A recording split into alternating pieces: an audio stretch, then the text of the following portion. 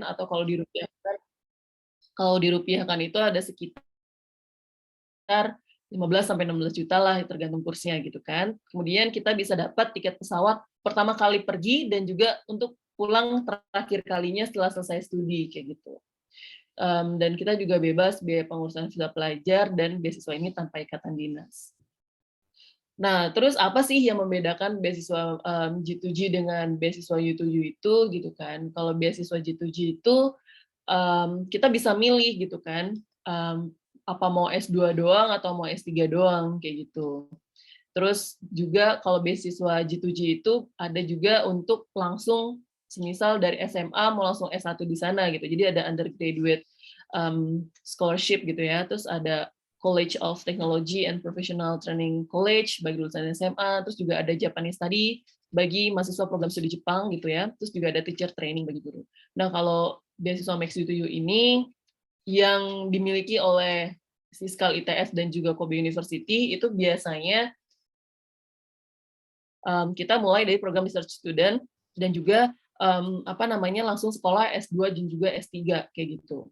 Sebenarnya bisa sih milih cuma sampai udah saya berhenti aja deh di S2 gitu, saya nggak mau lanjut S3, itu nggak masalah juga gitu kan, boleh memilih seperti itu. Cuma ya sayang aja gitu ya, terkadang kan kalau semisal udah lulus langsung sekolah, terus kalau semisal berhenti di S2 doang, pulang ke Indonesia tuh agak kurang gitu kan. Kecuali sebelumnya sudah bekerja di Indonesia gitu kan beberapa tahun, seperti nanti yang Pak Aldrin ceritakan kayak gitu. Itu mungkin memiliki dampak yang lebih bagus gitu kan kalau cuma sampai S2 aja gitu. Oke, nah selanjutnya ini adalah persyaratan umum beasiswa Max. Jadi kurang lebih sama lah ya, usia maksimal itu 34 tahun pada tanggal 1 April gitu kan. Lulusan ya S1 kalau di Siskal gitu kan, bidang studinya tuh harus pada rumpun ilmu yang sama gitu. Jadi kita kalau semisal di sistem perkapalan, ya daftarnya di sana mepet-mepet perkapalan juga gitu kan, kemaritiman kayak gitu. Terus yang keempat itu adalah diutamakan IPK akhir jenjang pendidikan sebelumnya minimal 3,2 gitu. Ya ini penting banget sih ya, nggak cuma untuk apply beasiswa tapi juga untuk apply kerjaan gitu ya.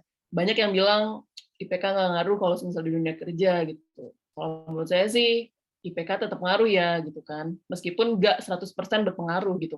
Jadi IPK bagus itu ibaratnya buat kalian untuk bisa dapetin tiket masuk interview gitu kan, baik di beasiswa maupun di pekerjaan kayak gitu. Jadi dijaga gitu ya untuk IPK-nya supaya tetap stabil.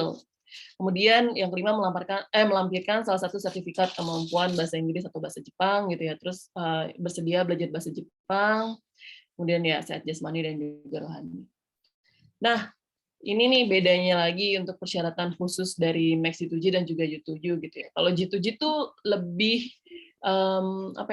cukup strict gitu beasiswanya karena kan melalui jalur embassy gitu ya, se-Indonesia Raya ibaratnya gitu kan, mau pada berkompetisi untuk bisa mendapatkan G2G ini gitu kan. Makanya persyaratannya dia cukup severe gitu pas di awal. Jadi ada TOEFL-nya minimal 543, TOEFL, ada IBT, IELTS, TOEIC gitu kan. Nah, terus habis itu kalau U2U ini kita harus melampirkan research plan gitu. Jadi kalau di G2G itu tidak terlalu tidak terlalu ditonjolkan untuk research plan-nya, sedangkan kalau di U2U itu justru malah penilaian utamanya gitu. Itu research plan kita gitu ya. Kemudian melampirkan berkas lain seperti ijazah, transkrip kayak gitu kan, tergantung permintaan dari universitinya. Ini laki ini. Enggak, Mas. Bisa di-mute dulu kali ya, maaf. Ya, sudah saya mute. Baik. Terima kasih. Ya, jadi terus kalau semisal di U2U itu yang cukup beratnya itu adalah kita harus memiliki letter of acceptance di awal kayak gitu dari profesor yang ada di universitas tujuan. Kalau di G2G itu bisa by proses kita mencari gitu ya. Jadi kan pasti ada timeline-nya gitu ya untuk apply beasiswa ini. Itu bisa kita cari tuh sepanjang timeline itu gitu.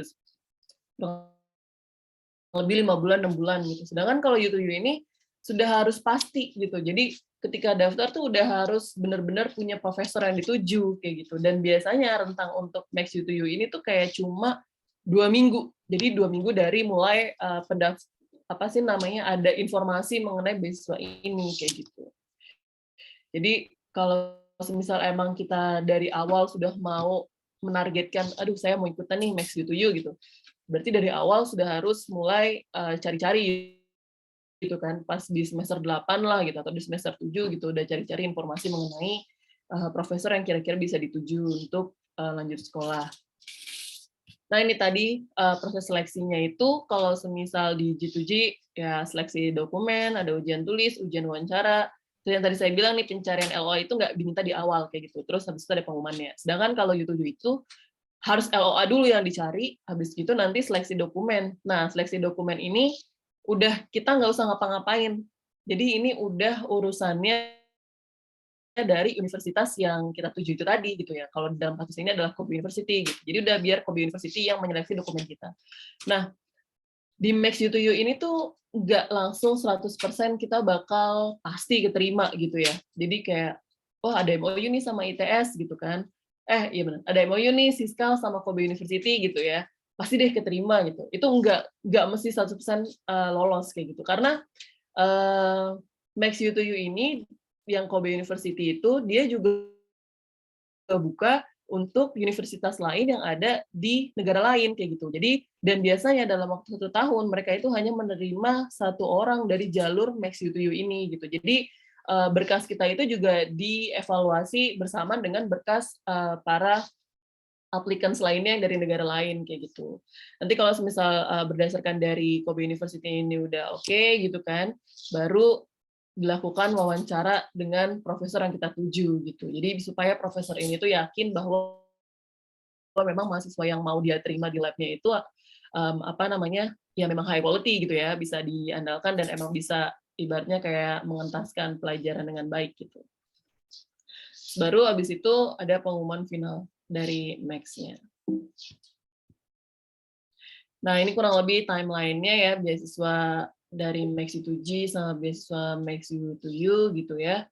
Kalau semisal G2G itu biasanya gitu ya, pendaftaran tuh dibuka di bulan April sampai Mei gitu. Itu tuh baru informasi pendaftarannya gitu kan, ngirim dokumen kayak gitu kan. Pengumuman seleksinya di Juni, Juli gitu kan. Baru nanti pengumuman finalnya tuh di bulan Januari gitu untuk keberangkatan Maret atau September. Sedangkan kalau semisal di Max U2U itu timeline-nya tuh sempit banget gitu. Jadi harus benar-benar dipersiapkan dengan baik.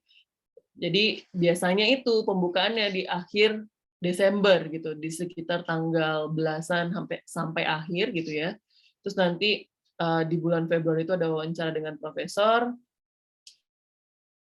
Nanti dari mulai Maret sampai Juni itu kita H2C ya, harap-harap cemas gitu, dan rajin-rajin berdoa supaya bisa diterima gitu kan. Terus nanti di bulan Juli itu baru pengumuman finalnya apakah kita diterima atau enggak. Biasanya kalau semisal untuk Max U2U ini keberangkatannya itu nanti langsung di bulan September gitu untuk masuk di tahun ajaran Oktober gitu. Nah, apa sih bedanya kalau semisal kita udah di Jepang dengan menggunakan beasiswa J2J atau dengan menggunakan beasiswa U2U gitu ya. Kalau J2J itu nanti ketika kita tes masuk S2, kita masih ada tes tulis dan tes wawancara. Tes tulis di sini tuh maksudnya jadi kayak ada tes SNMPTN lagi gitu loh.